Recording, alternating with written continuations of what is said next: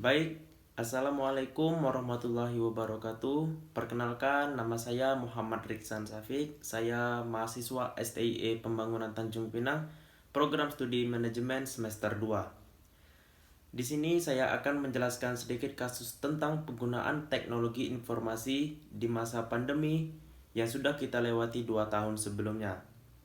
Mungkin sudah banyak kita ketahui tentang wabah penyakit COVID ini, apalagi di era penggunaan teknologi informasi pada saat kita menjalankan kewajiban kita dengan adanya wabah COVID yang datang ke negara kita ini.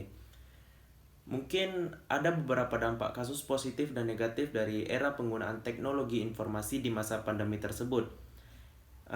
Yang sebelumnya kita bekerja melalui tatap muka, kita belajar dengan tatap muka, kita bersosialisasi, bisa keluar kemana saja. Namun di masa pandemi tersebut, semua itu ditiadakan dan pemerintah menetapkan dengan adanya wabah COVID tersebut, pemerintah menetapkan adanya via daring dari segi pertemuan kita seperti pekerjaan di era pemerintahan, seperti pendidikan dari SD, SMP, SMA sampai jenjang pendidikan perkuliahan itu menggunakan via daring, yaitu menggunakan aplikasi Zoom Meeting.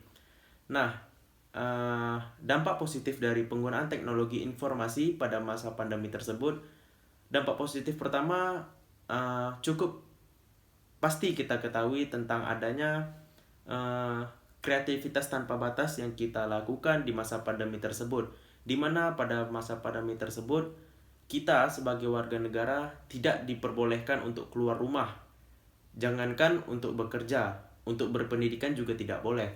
Maka dari itu, penggunaan teknologi informasi pada saat masa pandemi tersebut sangat pesat, dan kita sebagai warga negara harus bisa menyeimbangi dengan adanya wabah penyakit dan juga penggunaan teknologi informasi tersebut. Nah, mungkin dari dampak negatif di era pendidikan pada masa pandemi COVID tersebut, penggunaan teknologi informasi pada masa pendidikan pasti ada dampak negatifnya.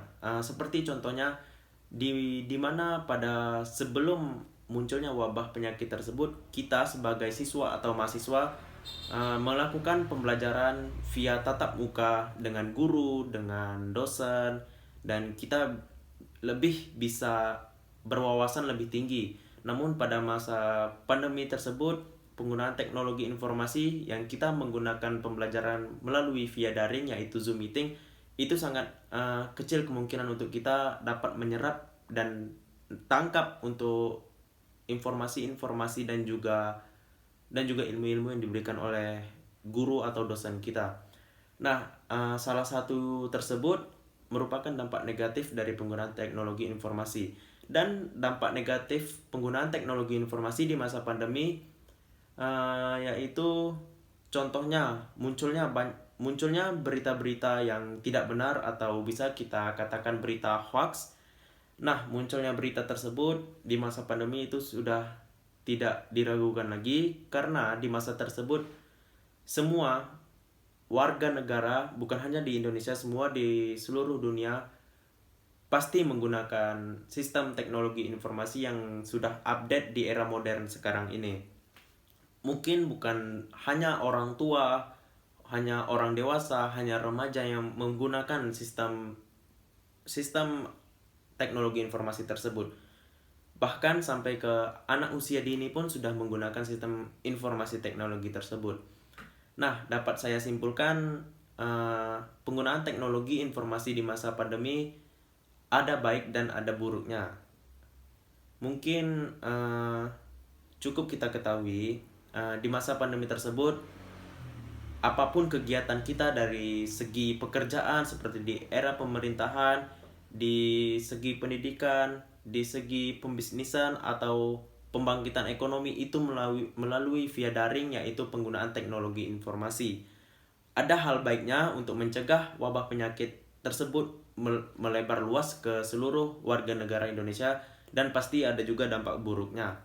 Maka dari itu kita sebagai warga negara harus bisa menyeimbangi apa yang terjadi pada masa pandemi tersebut dengan adanya penggunaan teknologi informasi di masa tersebut.